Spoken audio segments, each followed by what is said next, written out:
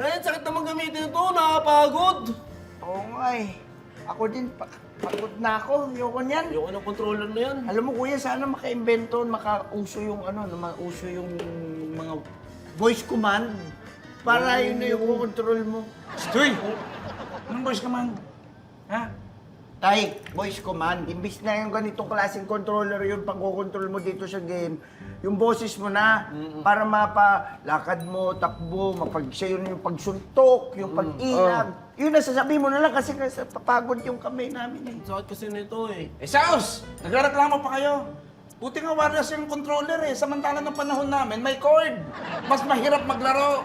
Oh. May video game na ba Ano, no? mapanood niyo may video games. Pero hindi, mas maganda pa rin voice command kaysa controller, Oo tay. nga, tay. Walang ganon, mahirap yun. Tay, Oh. meron akong ganun, pero limitado lang.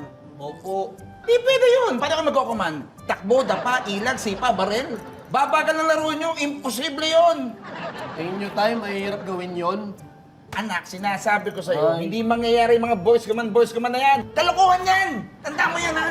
Sabi ko sa inyo. Berto! Oh! Yung ilaw sa kusina, nakalimutan kong patayin. Pakiano nga. Okay, dear. Tsak, kuya. Oo nga eh, parang may ulo ni tatay.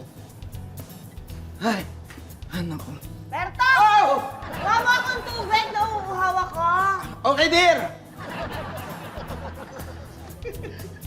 Uy, Dear, oh. Berto!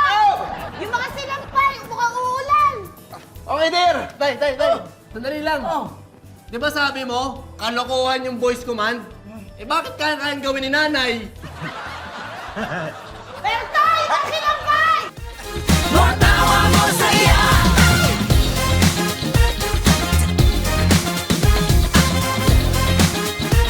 Matawa